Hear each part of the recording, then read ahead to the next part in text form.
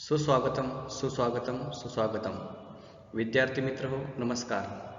आज आपण इयत्ता 12वी भूगोल विषयामधील प्रकरण क्रमांक 5 द्वितीयक आर्थिक क्रिया यामधील उपघटक द्वितीयक आर्थिक क्रिया ओळख यांची माहिती घेणार आहोत. हा आपला या प्रकरणाचा पहिला व्हिडिओ आहे. याच्या अगोदर आपण प्रकरण क्रमांक 1 ते 4 याचे व्हिडिओ तयार केलेले आहेत. स्वाध्यायाचे व्हिडिओ आहेत आणि प्रॅक्टिकलचे सुद्धा व्हिडिओ आहेत, ते सुद्धा तुम्ही बघू शकता. तर चला आज आपण प्रकरण क्रमांक 5 द्वितीयक आर्थिक क्रिया याला सुरुवात करूया. प्रकरण क्रमांक 5 द्वितीयक आर्थिक क्रिया याच्या सुरुवातीला आपल्याला आकृती क्रमांक 5.1 मधील चित्रे कशाची आहेत ओळखा. ही चित्रे कोणकोणत्या व्यवसायाशी निगडीत असावीत हे तक्ता लक्षात घेऊन पूर्ण करा अशी माहिती दिलेली आहे. तर आता आपण पान नंबर 42 वरती असलेली जी चित्र आहेत त्यामध्ये एक एक चित्र घेऊया आणि पान नंबर 43 वरती जो तक्ता दिलेला आहे तो तक्ता आपण पूर्ण करूया. म्हणजे तुम्हाला द्वितीयक आर्थिक क्रिया यांची थोडक्यात ओळख होईल. तर पहिलं जे चित्र आहे ते अ म्हटलेलं आहे आणि आपल्याला जो तक्ता दिलेला आहे पान नंबर 43 वरती त्यामध्ये काय काय दिलेलं आहे बघा. तर अनुक्रमांक आहे, व्यवसायाचे नाव आहे, आवश्यक कच्चा माल आहे, तयार उत्पादने आहेत, कच्च्या मालाची वैशिष्ट्ये, वजन, टिकाऊपणा, संपादन, खरेदी किंमत. उत्पादनाची वैशिष्ट्ये, वजन, टिकाऊपणा, उत्पादन, विक्री, मूल्य. म्हणजे अशा पद्धतीने आपल्याला हे चित्र बघून ह्या चित्राची या मुद्द्यानुसार माहिती पूर्ण करायची आहे. तर आता पहिल्यांदा अनुक्रमांक जो आहे तो आपल्याला माहिती आहे, याचा अनुक्रमांक अ आहे. आता व्यवसायाचे नाव आपल्याला हे चित्र बघायचं आहे आणि हा कोणता व्यवसाय असेल याचं नाव लिहायचं आहे. परत आवश्यक कच्चा माल, या व्यवसायासाठी कोणता कच्चा माल आवश्यक आहे ते इथं लिहायचं आहे. परत ह्या व्यवसायामधून तयार उत्पादने कोणती झाली त्याची माहिती लिहायची. परत या व्यवसायासाठी आवश्यक जो कच्चा माल आहे त्या कच्च्या मालाची वैशिष्ट्ये कोणती आहेत ते पुढे लिहायची आणि शेवटच्या कॉलममध्ये तयार उत्पादनाची वैशिष्ट्ये, त्यामध्ये वजन, टिकाऊपणा, उत्पादन, विक्री मूल्य लिहायचं आहे. तर आपण आता बघूया पहिलं जे चित्र आहे ते चित्र हे अन्न प्रक्रिया उद्योगाचे आहे. म्हणजे या ठिकाणी कशाचे डबे आहेत, त्यामध्ये लोणचे असेल किंवा ज्यूस असेल, म्हणून यास काय म्हणतात, अन्न प्रक्रिया उद्योग. यासाठी आवश्यक कच्चा माल फळे, फुले, पाने इत्यादी वन व कृषी उत्पादने लागतात. म्हणजे आपल्याला लोणचं करायचं असेल किंवा ज्यूस बनवायचं असेल तर फळे आणि फुले हा यासाठी आवश्यक घटक आहे. तयार उत्पादने, यातून तयार उत्पादनाचा तुम्हाला फोटो दिसतो. हे तयार उत्पादन कशाचं आहे, लोणची असतील, मुरंबे असेल किंवा ज्यूस असेल इत्यादी तयार उत्पादने निर्माण होतात. आता कच्च्या मालाची वैशिष्ट्ये, आता हा जो यासाठी लागणारा कच्चा माल आहे तो कच्चा माल कोणता आहे, फळे, फुले, पाने इत्यादी. यांची वैशिष्ट्ये काय आहेत, तर कच्चा माल हा जड असतो, परत तो नाशवंत असतो आणि खरेदी किंमत कमी असते. म्हणजे आता आपण जर फळे बघितली तर त्याचं वजन जास्त असतं, परत तो नाशवंत आहे. म्हणजे फळे आपण 1-2 आठवडा पिकल्यानंतर आहे असे ठेवू शकत नाही, ते खराब होतात. परत त्याची खरेदी मूल्य कमी असते. म्हणजे इतर जे फळं असतात ते आपण ज्यावेळेस शेतकऱ्याकडून विकत घेतो त्यावेळेस त्याची किंमत कमी असते, पण जसं विक्री करू त्यावेळेस त्याची किंमत जास्त असते. मग आता ही झाली कच्च्या मालाची वैशिष्ट्ये. आता उत्पादनाची वैशिष्ट्ये काय आहेत बघा. आता उत्पादन आपलं तयार उत्पादन काय झालेलं आहे, तर लोणची, मुरंबे, ज्यूस ही तयार उत्पादने आहेत. या तयार उत्पादनाची वैशिष्ट्ये, यामध्ये पक्का माल टिकाऊ असतो आणि विक्री मूल्य जास्त असतं. म्हणजे लोणची आपण जास्त काळ टिकवून ठेवू शकतो, परंतु आपण फळे जास्त काळ टिकवून ठेवू शकत नाही. म्हणून पक्का माल टिकाऊ असतो आणि याची विक्री मूल्य सुद्धा जास्त असते. अशा पद्धतीने हा अनुक्रमांक 1 किंवा अ याची माहिती आहे.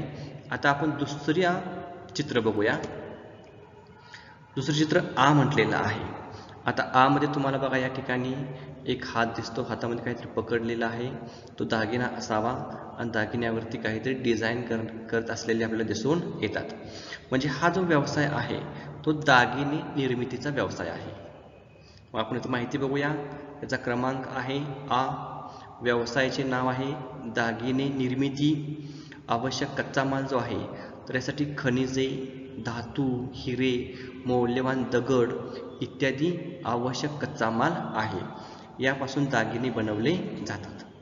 तयार उत्पादने कुठली आहेत तर दागदागिने, शोभेच्या वस्तू, आभूषणे इत्यादी याची तयार उत्पादने आहेत. त्यानंतर कच्च्या मालाची वैशिष्ट्ये. आता कच्चा माल यासाठी कुठला लागतो तर खनिजे, धातू, हिरे, मौल्यवान दगड ही कच्ची उत्पादने आहेत. तर यासाठी वैशिष्ट्य काय आहेत तर कच्च्या मालाचे वजन कमी असते, टिकाऊपणा जास्त असतो आणि किंमत कमी असते. आता सोने, चांदी इत्यादीचे कच्चा माल आहे तो आपण ज्यावेळेस सोने जमिनीतून उत्खनन करून काढतो त्यावेळेस ते इतर खनिज असतील, माती असेल, चिखल असेल, दगड असेल यामध्ये मिक्स असतो. त्यामुळं आपल्याला त्याची जास्त किंमत मिळत नाही. त्यामुळे कच्चा माल जो आहे त्याची किंमत कमी असते. आता त्यानंतर बघा उत्पादनाची वैशिष्ट्ये.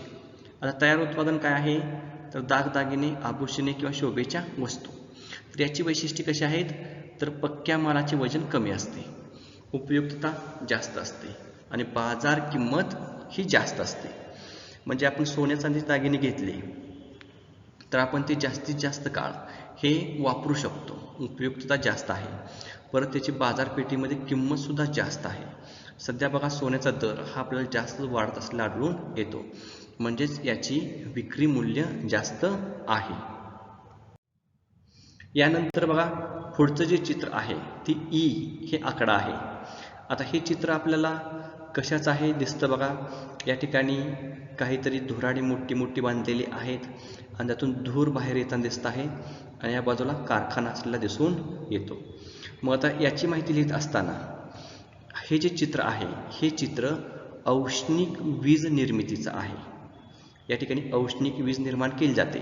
म्हणजे आपल्या भागामध्ये म्हणजे इकडं सांगली, सातारा, सोलापूर, कोल्हापूर, पुणे या भागामध्ये ही वीज निर्माण केली जात नाही.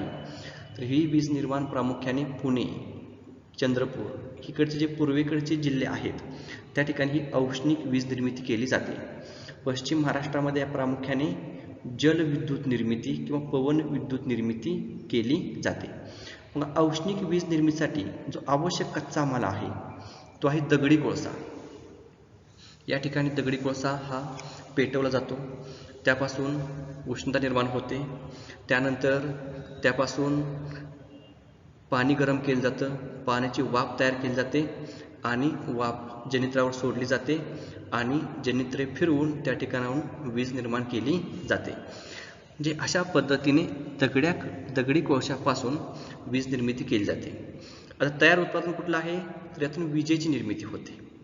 परत त्यानंतर बघा कच्च्या मालाची वैशिष्ट्ये. आता कच्चा माल या ठिकाणी कुठला वापरला आहे तर दगडी कोळसा हा वापरलेला आहे. तर याची वैशिष्ट्य काय आहेत वर हा कच्चा माल अवजड परंतु टिकाऊ आहे, खराब होत नाही. खरेदी किंमत खूपच कमी असते आणि वाहतूक खर्च जास्त येतो. म्हणजे या ठिकाणी सुद्धा आपल्याला जे कच्चा माल आहे त्यामध्ये या दगडी कोळशाचे अँथ्रासाइट, बिटुमिनस, लिग्नाइट, पीठ अशा पद्धतीने वेगवेगळे प्रकार पडतात. मग यामध्ये जो अँथ्रासाइट आहे तो उच्च दर्जाचा दगडी कोळसा आहे आणि पीठ हा निम्न दर्जाचा दगडी कोळसा आहे. मग अँथ्रासाइटची किंमत जास्त आहे आणि पीठची किंमत कमी आहे. आता तयार उत्पादन जे आहे ते काय आहे वीज. विजेची वैशिष्ट्ये कुठली आहेत तर वीज वाहक तारामधून सहज वाहतूक करता येते. आपल्याच्या विजेच्या तारा आहेत बघा त्यातून सहज वाहतूक होते. परत तातडीने वापर करता येतो. आपल्याला ट्यूब लावायची असेल बटन दाबलं ट्यूब लागते, म्हणजे वापर लगेच करता येतो. साठवणूक नाही आणि जास्त किंमत. म्हणजे वीज आपण साठवून ठेवू शकत नाही. आपण तात्पुरती मोबाईलच्या बॅटरी असतील किंवा इतर बॅटरी असतील याच्या घरामध्ये विजेची साठवणूक करतो, परंतु ती खूपच कमी प्रमाणात, जास्त साठवणूक करू शकत नाही आणि याची जी किंमत आहे ती किंमतसुद्धा जास्त आहे. पुढचं चित्र बघा ई आकडा आहे.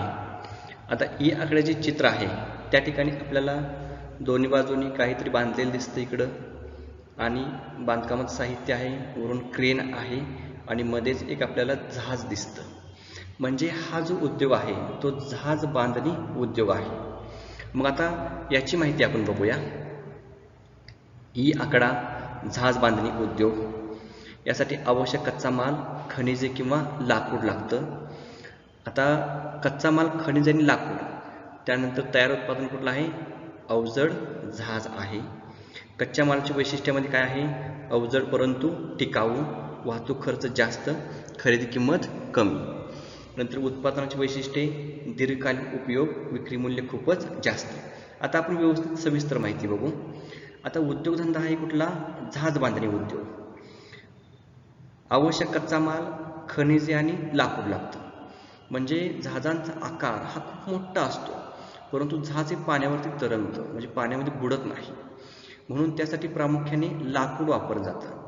आता लाकूड किती जरी मोठं असेल, आपण पाण्यामध्ये टाकलं तर ते बुडत नाही, कारण त्याची घनताही पाण्यापेक्षा कमी असते. म्हणून जहाज किंवा नावा किंवा होड्या बांधण्यासाठी प्रामुख्याने लाकडाचा उपयोग हा केला जातो. त्याचबरोबर खनिजामध्ये प्रामुख्याने ॲल्युमिनियम हा जो धातू आहे त्याचा वापर केला जातो, कारण ॲल्युमिनियमसुद्धा गंजत नाही. त्यानंतर वजनानं हलकं असतं, टिकाऊ असतं, मजबूत असतं. या वैशिष्ट्यामुळे लाकडाबरोबरच ॲल्युमिनियमचा सुद्धा वापर हा जहाज बांधणीसाठी केला जातो. आता त्यानंतर तयार उत्पादन कुठलं आहे? तर अवजड जहाज. इथं बघा अवजड म्हटलेलं आहे. अवजड म्हणजे मोठे जहाज या ठिकाणी तयार केलेलं दिसतं. त्याचबरोबर या ठिकाणी छोटी जहाजांची सुद्धा निर्मिती केली जाते, परंतु प्रामुख्याने मोठी जहाजं या ठिकाणी बांधलेली दिसतात. आता कच्च्या मालाची वैशिष्ट्ये. याच ठिकाणी कच्चा माल कुठला लागतो जहाज बांधणीसाठी? तर खनिजे आणि लाकूड. मग हे कसं असतं? अवजड असतं, परंतु टिकाऊ आहे. वाहतूक खर्च जास्त येतो आणि खरेदी किंमत कमी आहे. म्हणजे लाकडाचं वजन जास्त असतं, परत वाहतूक खर्च लाकडाला जास्त येतो आणि लाकडाची ज्यावेळेस खरेदी केली जाते त्यावेळेस खूपच कमी प्रमाणात पैसे दिले जातात. आता उत्पादनाची वैशिष्ट्ये. आता उत्पादन काय तयार झालं यामधून? तर अवजड जहाज हे उत्पादन आहे. मग याची वैशिष्ट्ये काय आहेत? तर दीर्घकालीन उपयोग, विक्री मूल्य खूपच जास्त. जहाज निर्माण केलेलं आहे आणि 1-2 वर्षामध्ये खराब झालेलं आहे असं होत नाही, तर जहाज हे खूप काळापर्यंत टिकू शकतं. जास्तीत जास्त वर्ष आपल्याला हे वापरता येतं. म्हणजे याचा वापर कसा आहे? दीर्घकालीन आहे. आणि विक्री मूल्य खूपच जास्त असतं. म्हणजे मोठे उद्योगपती असतील किंवा सरकार असेल किंवा एखादी संस्था असेल, तीच अशा प्रकारची मोठी जहाजं ही खरेदी करू शकतात. वैयक्तिक छोटे व्यापारी असतील ते अशी जहाजं खरेदी करताना त्यांना आर्थिकदृष्ट्या अडचणी येतात. म्हणजेच याची खरेदी किंमत ही जास्त आहे. यानंतर बघा पुढचं ऊ हे चित्र आहे. ऊ चित्रामध्ये बघा या ठिकाणी काहीतरी उभा केलेलं आहेत, स्टील दिसतं आणि इकडं 2 कामगार हे काम करत असलेले दिसतात. म्हणजे कोणतं तरी बांधकाम या ठिकाणी चालू असलेलं दिसतं. मग ते एखादं मोठी इमारत असेल, एखादं उड्डाण पूल असेल किंवा एखादं बंदर असेल किंवा एखादी मोठ्या नदीवरती पुलाचं बांधकाम असेल. अशा पद्धतीने हे जे आहे ते आपल्याला बांधकाम व्यवसाय असलेला दिसून येतो. मग याची माहिती बघूया आपण. तर याचं नाव आहे बांधकाम उद्योग. धातू, दगड, विटा, रेती, सिमेंट इत्यादी कच्चा माल लागतो. आता आपल्या परिसरामध्ये बघा मोठ्या मोठ्या इमारती बांधल्या जातात. मग त्यासाठी जो कच्चा माल आहे तो आपण दररोज बघतो. त्यामध्ये धातूमध्ये स्टील असेल किंवा लोहखनिज असेल, दगड लागतात, विटा लागतात, रेती लागते, सिमेंट लागते. अशा पद्धतीने कच्चा माल लागतो. तयार उत्पादन कुठलं होतं? तर तयार बांधकाम मोठं, म्हणजे इमारत असेल किंवा आस्थापना असेल, धरणे असतील, पूल असेल, उड्डाणपूल असेल, म्हणजे अशा पद्धतीने मोठी बांधकामे या ठिकाणी तयार केली जातात. आता कच्च्या मालाची वैशिष्ट्ये. म्हणजे कच्चा माल कुठला लागतो? तर धातू, दगड, विटा, रेती, सिमेंट. याची वैशिष्ट्ये काय आहेत? तर अवजड असतात, कमी मूल्य असतं आणि काही उत्पादने हाच कच्चा माल असतो. म्हणजे आपण जर दगड विकत घेतले तर याची किंमत ही कमी असते. आता इथे तुम्हाला कमी मूल्य म्हटलं आहे, पण त्या ठिकाणी जे काही धातू असतील, विटा असतील, रेती असेल, सिमेंट असेल, यांची जी किंमत कमी आहे ती कमी किंमत ही तयार बांधकामे किंवा विक्री मूल्य यांच्या तुलनेत कमी आहे. म्हणजे आता तयार बांधकामाची जर वैशिष्ट्ये बघितली तर बघा तयार बांधकामे विक्री मूल्य जास्त असतं आणि टिकाऊपणा जास्त असतो. मग जर आपण एकूण घराची किंमत बघितली तर ती काही लाखांमध्ये असते, परंतु जर कच्चा माल आपण खरेदी करायला गेलो तर या लाखाच्या तुलनेत या कच्च्या मालाची खरेदी किंमत ही कमी असते, म्हणून या ठिकाणी कमी असं म्हटलेलं आहे. अशा पद्धतीनं हे जे बांधकाम उद्योग आहे त्या बांधकाम उद्योगाची माहिती सांगता येईल. आता यानंतर पुढचा जो फोटो आहे तो उ आकडा मोठा. या ठिकाणी बघा काहीतरी कपडे हे एकावरती एक आपल्याला ठेवलेले दिसून येतात, म्हणजे या ठिकाणी वस्त्र निर्मिती ही केली जाते. म्हणून या व्यवसायाचं जे नाव आहे ते आहे वस्त्र निर्मिती उद्योग. आता या ठिकाणी कच्चा माल काय लागतो, वस्त्र किंवा आपण जे दररोज वापरणार कापड असेल, हे कशापासून बनवून जातं तर त्यासाठी कापूस लागतो, लोकर लागते, ताग, कृत्रिम धागे, रेशीम यांचा वापर करून हे सुती वस्त्रांची निर्मिती केली जाते. तयार उत्पादन कुठलं होतं तर सुती वस्त्र असेल, लोकरी वस्तू असतील, कापड असेल, धागा असेल इत्यादींची निर्मिती या ठिकाणी होते. आता कच्च्या मालाची वैशिष्ट्ये कुठली आहेत तर कच्चा माल म्हणजे कुठला, कापूस, लोकर, ताग, कृत्रिम धागे, रेशीम इत्यादी. यांची वैशिष्ट्ये वजनाने हलके असतात, टिकाऊ असतात, खराब होत नाहीत, सहज वाहतूक शक्य असते आणि उत्पादनाला कमी मूल्य असतं. म्हणजे व्यापारी ज्यावेळी शेतकऱ्याकडून लोकर असेल, कापूस असेल हे खरेदी करतात त्यावेळी शेतकऱ्याला खूपच कमी प्रमाणात पैसेही दिले जातात. आता उत्पादनाची वैशिष्ट्ये.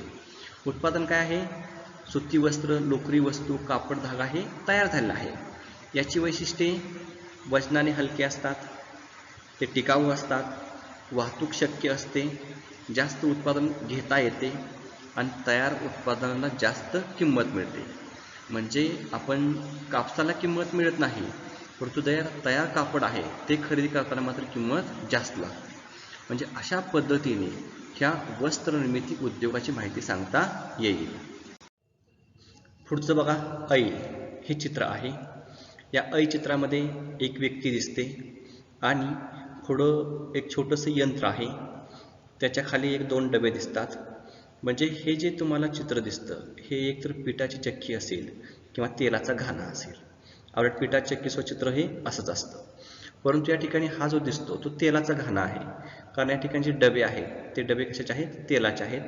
तेल ओतण्यासाठी या ठिकाणी तुम्हाला एक नरसाळ सुद्धा लावलेलं दिसतं. यावर आपण ओळखू शकतो की हे जे चित्र आहे ते तेलाचा घाणा आहे. मग आता याची माहिती बघूया.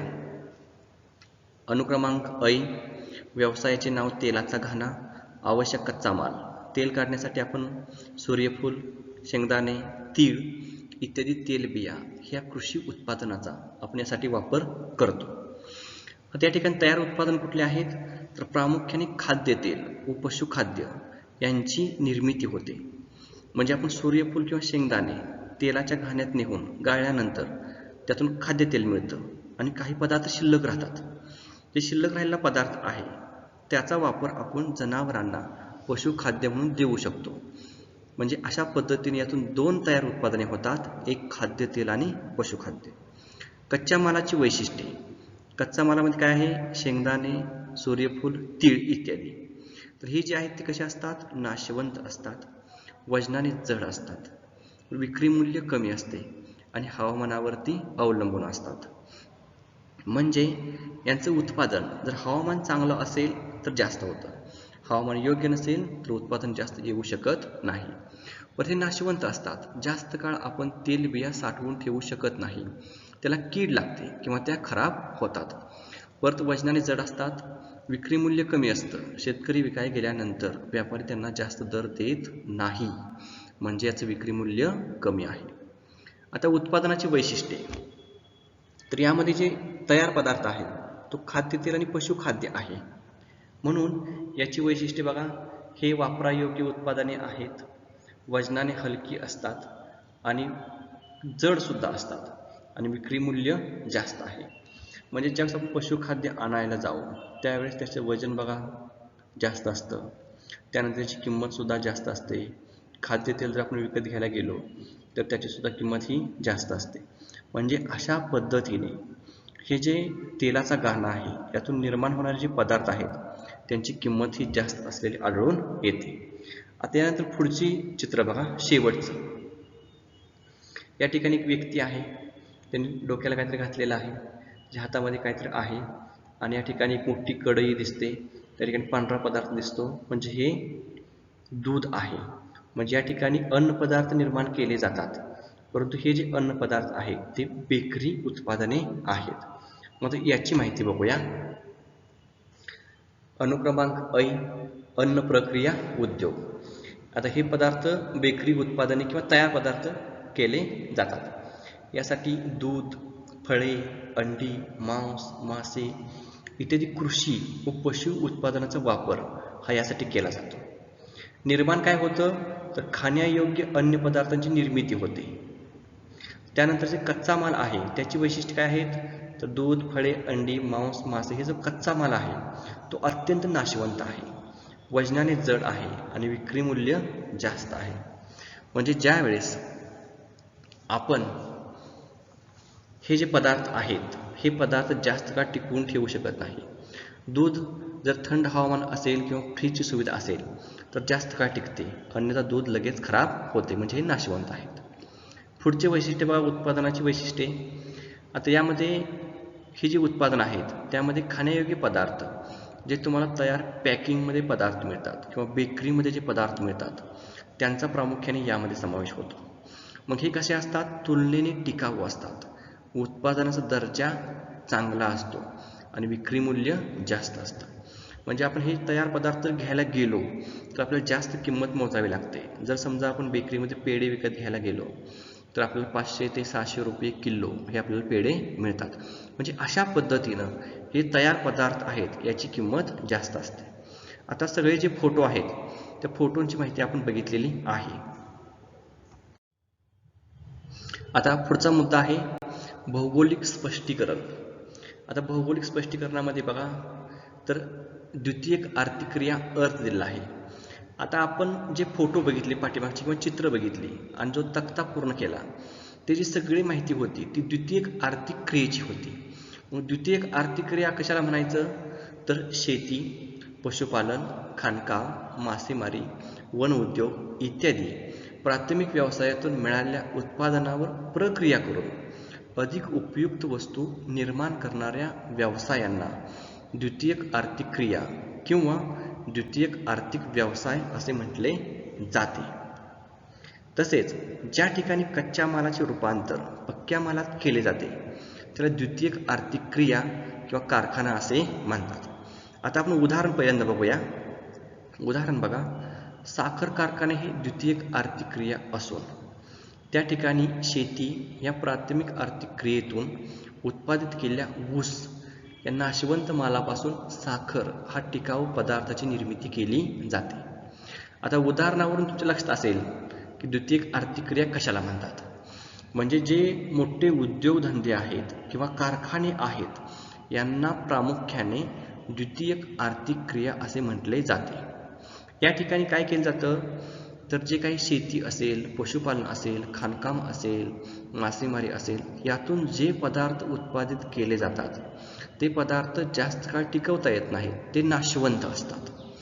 मग हे लगेच नाशवंत पदार्थ खराब होऊ नये म्हणून त्यावर प्रक्रिया केली जाते आणि ते पदार्थ टिकाऊ केले जातात. मग ज्या ठिकाणी टिकाऊ केले जातात ते जे उद्योग आहेत किंवा जे व्यवसाय आहेत त्या व्यवसायांना द्वितीयक आर्थिक क्रिया किंवा द्वितीयक आर्थिक व्यवसाय असे म्हटले जाते. मग त्या ठिकाणी तुम्हाला साखर कारखान्याचे उदाहरण दिलंच आहे. त्याचबरोबर बघा, सुती वस्त्र उद्योग ज्या ठिकाणी असतील किंवा सूतगिरणी असतील त्या ठिकाणी शेतीमधून जो कापूस मिळतो हा कापूस कसा आहे, कच्चा पदार्थ आहे. कापसापासून सूतगिरणीमध्ये धागा तयार केला जातो, कापड तयार केलं जातं, म्हणजे पक्का माल तयार होतो. म्हणजे सूतगिरण्या ज्या आहेत ती द्वितीयक आर्थिक क्रिया आहे. आता यानंतर बघा त्याची काही वैशिष्ट्य मानलेली खाली. द्वितीयक व्यवसायामध्ये कच्च्या मालाचे पक्क्या मालात रूपांतर होताना मूल्यवर्धन होतं. हा शब्द महत्त्वाचा आहे. मूल्यवर्धन होतं म्हणजे काय, त्यांचा टिकाऊपणा आणि त्यांची किंमत ही वाढते. म्हणजे जेवढी आपल्याला ऊसाला किंमत मिळते, ऊस आपण कसं विकतो बघा, ऊसाची किंमत कमी मिळते, आपण 2000, 2200, 2500 रुपये टन असा विकतो. साखर कशी किलो घेतो आपण, साखरेला किंमत जास्त असते, 30-35 रुपये, 40 रुपये किलो आपण साखर घेतो. मग त्याचं काय झालं, या ठिकाणी मूल्यवर्धन झालेले आहे. पण पुढचं वैशिष्ट्य बघा, द्वितीयक व्यवसायामध्ये निर्माण केलेल्या वस्तूंना बाजारभाव जास्त मिळतो, मग त्याची जी किंमत असते ती किंमत ही जास्त असते. देशाच्या आर्थिक विकासामध्ये द्वितीयक आर्थिक क्रिया महत्त्वाची भूमिका बजावतात, कारण देशांतर्गत आणि आंतरराष्ट्रीय व्यापारामध्ये द्वितीयक आर्थिक क्रियेमधून निर्माण झालेल्या वस्तू मोठ्या प्रमाणात असतात. म्हणजे देशाचा आर्थिक विकास होण्यासाठी द्वितीयक आर्थिक क्रिया ही महत्त्वाची भूमिका बजावतात, कारण जे कारखाने आहेत त्या कारखान्यामध्ये निर्माण होणारा माल परदेशात विकला जातो, त्यातून भारताला किंवा इतर देशांना परकीय चलन मिळतं, कारखान्यामध्ये लोकांना रोजगार मिळतो. म्हणजे देशाच्या प्रगतीसाठी द्वितीयक आर्थिक क्रिया उद्योगधंदे हे उभारणे खूप गरजेचे असते. यानंतर बघा पान नंबर 43 वरती आपल्याला करून पहा म्हणून एक कृती दिलेली आहे. बघा कृती दिलेली आहे, एक नकाशा आहे आणि नकाशाच्या शेजारी डाव्या बाजूला एक प्रश्न आहे. त्या प्रश्नाचं उत्तर हे आपल्याला लिहायचं आहे. अगोदर प्रश्न वाचू, नंतर नकाशा बघू. बघा आकडा आहे, साखर उद्योग दर्शविणारा सोलापूर जिल्ह्याची आकृती 5.2 मधील नकाशा पहा. म्हणजे हा आहे 5.2 सोलापूर जिल्हा नकाशा. त्यात काय म्हटलंय, शामरावांची शेती या ठिकाणी आहे. त्यांनी नुकतीच ऊस तोडणी केली आहे. नकाशाचा अभ्यास करा आणि सांगा की त्यांनी त्यांचा ऊस कोणत्या कारखान्यात पाठवावा. आता आपण इकडे बघूया. या ठिकाणी बघा साखर कारखाने, या ठिकाणी जे तुम्हाला चिन्ह आहे कारखान्याचं हे साखर कारखाने आहेत. आणि शामरावांची शेती कुठं आहे, या ठिकाणी आहे, तर लिहिले बघा. आणि आपल्याला असं विचारलेलं आहे की शामरावांनी कोणत्या कारखान्याला ऊस पाठवावा. मग त्यांच्याजवळ इथं पिंपळनेर आहे, भाळवणी आहे, टाकळी सिकंदर आहे आणि इथं वैराग आहे.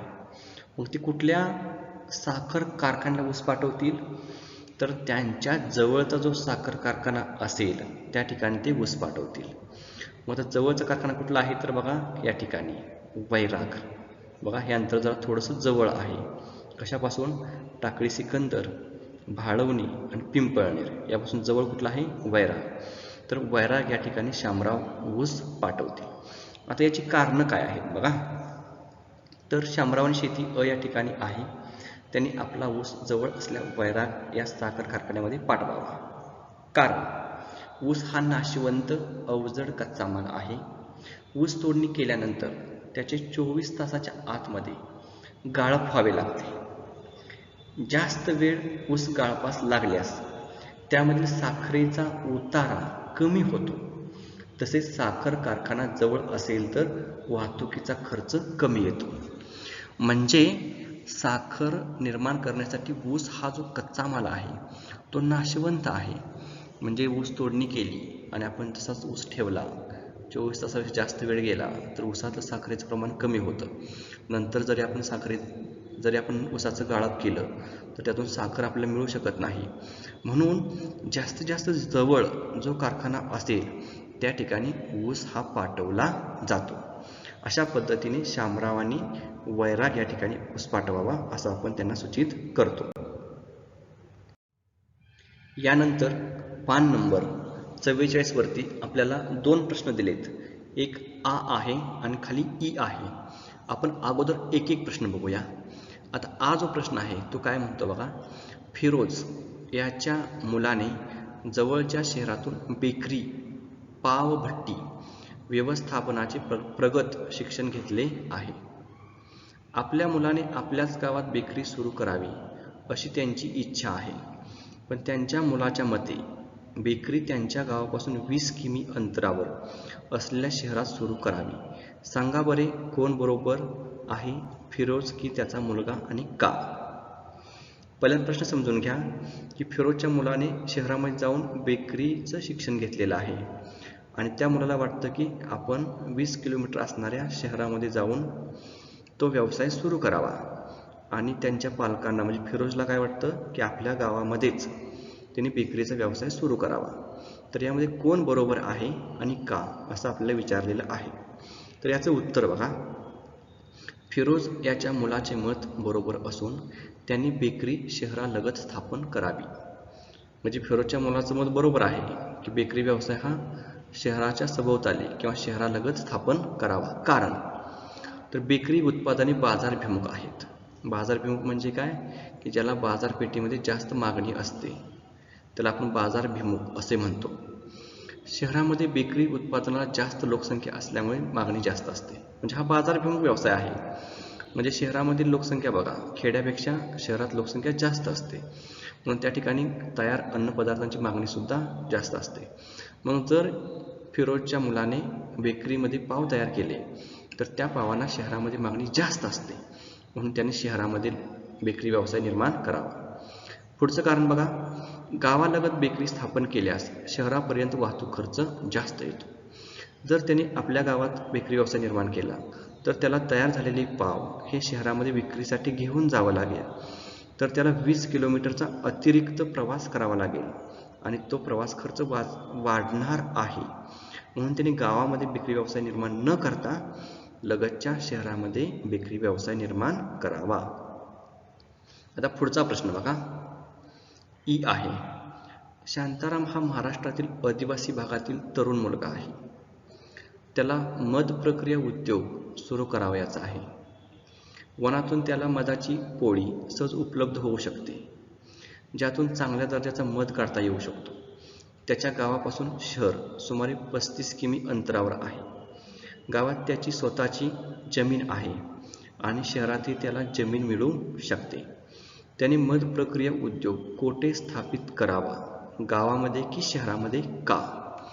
या ठिकाणी सुद्धा अशाच पद्धतीने आहे. शांताराम हा आदिवासी भागातील तरुण आहे, त्या ठिकाणी तो मध काढू शकतो.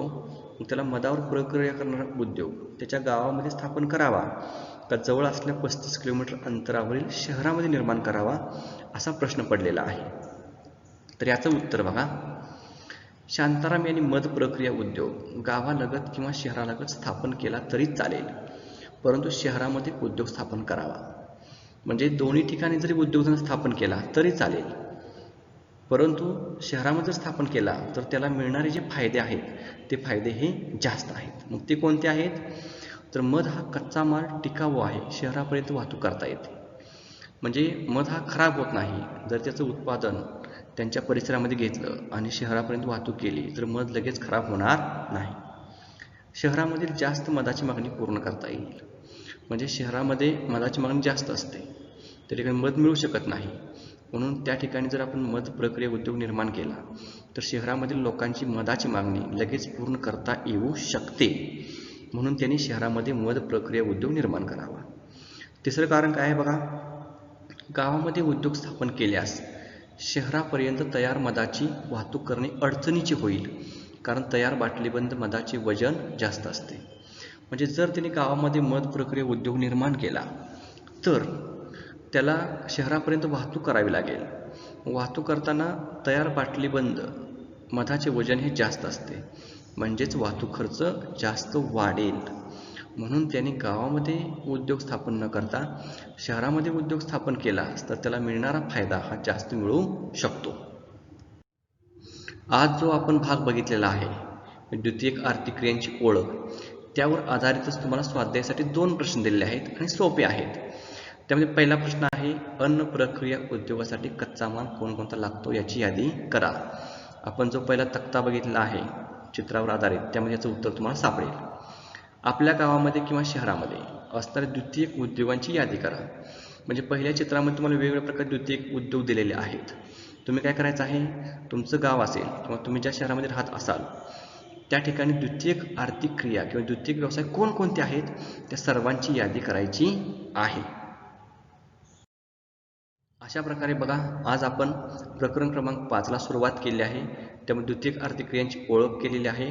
आपण पुढील व्हिडिओमध्ये जे उद्योगधंद्यांच्या स्थानिकीकरणावर परिणाम करणारे घटक आहेत ते बनणार आहोत. तो जो व्हिडिओ आहे तो सुद्धा खूप महत्त्वाचा आहे. तुम्हाला विनंती आहे की जर तुम्हाला व्हिडिओ आवडले असतील किंवा तुम्हाला नंतर सतत बघायचे असतील तर सबस्क्राईब करा किंवा इतरांना शेअर करा किंवा लाईक करा. परत भेटू पुढच्या व्हिडिओमध्ये. तोपर्यंत धन्यवाद. थँक्यू.